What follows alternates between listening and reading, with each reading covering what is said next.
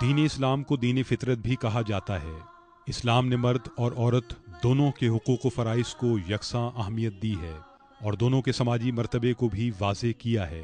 بنیادی عبادات کی ادائیگی کا حکم بھی کم و بیش مرد اور عورت کے لیے ایک جیسا ہی ہے۔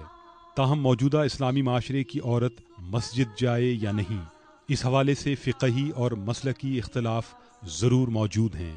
حضور اکرم صلی اللہ علیہ وسلم کے عہد مبارک میں جمعے کی نماز کے موقع پر اور نمازوں میں خواتین کا بھی اجتماع ہوا کرتا تھا اور ان کے لیے ایک مخصوص جگہ ہوتی تھی، وہاں وہ جمع ہو جایا کرتے تھے۔ مسجد نبوی کے اندر اجتماعات نماز کے ہوا کرتے تھے، باجماعت نمازیں ہوا کرتی تھیں، اس میں خواتین کی صفیں بھی بنتی تھیں اور مردوں کی صفوں کے بعد گیپ چھوڑ دیا جاتا تھا اور اس کے بعد جو ہے وہ خواتین کی صفیں ہوتی تھیں۔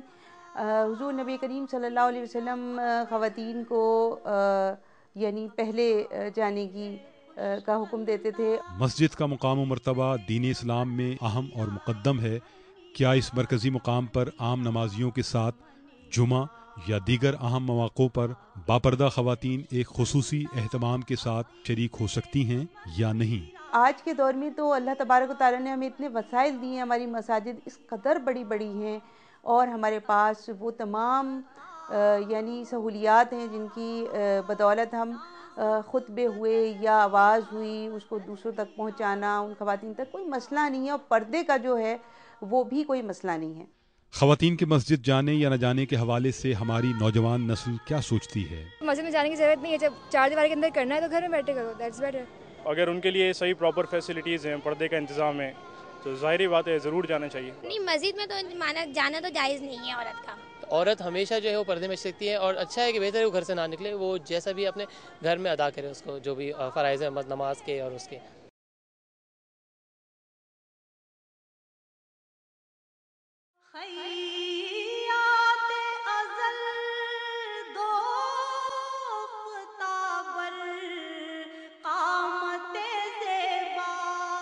یہاں ایک سوال اور بھی بڑا اہم ہے کہ دین اسلام میں خواتین کو قبرستان جانے کی اجازت ہے یا نہیں؟ حضرت ابو ہریرہ رضی اللہ تعالی عنہ کی ایک حدیث روایت ہوئی ہے جس میں انہوں نے کہا ہے کہ رسول اللہ صلی اللہ علیہ وسلم نے ان عورتوں پر جو قبروں کی زیارت کرتی ہیں لعنت فرمائی ہے۔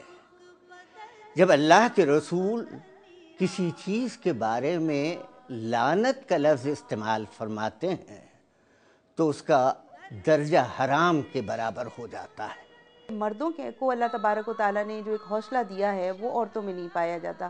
اب جب خواتین اگر وہاں جائیں گی تو ان کی گریہ ازاری کی جو حالت ہوگی وہ کیفیت ہوگی، یہ کیسی ہوگی کہ وہ اپنے پیاروں کو زمین کے اندر رکھیں اور ان کو دفن ہوتے ہوئے دیکھیں۔ تو میرا خیال ہے کہ شاید ایک وجہ یہ بھی ہے۔ ایک سوال یہ بھی ہے کہ اسلام نے اگر عورت کو مسجد جانے سے روکا تو اس کا پس منظر کیا ہے؟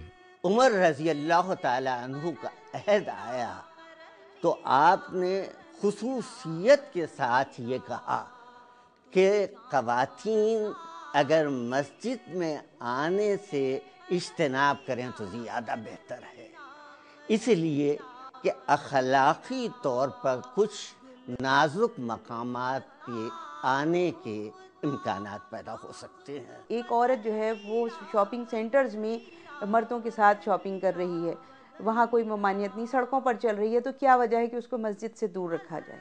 عورت چاہے مسجد جائے یا گھر پر نماز پڑھے، اس کی حیثیت باہر طور مسلمہ ہے۔ دین اسلام نے عورتوں کے جو حقوق مقرر کیے ہیں وہ مثالی ہیں اور کسی دوسرے مذہب میں عورت کا اس درجہ احترام اور مقام نظر نہیں آتا۔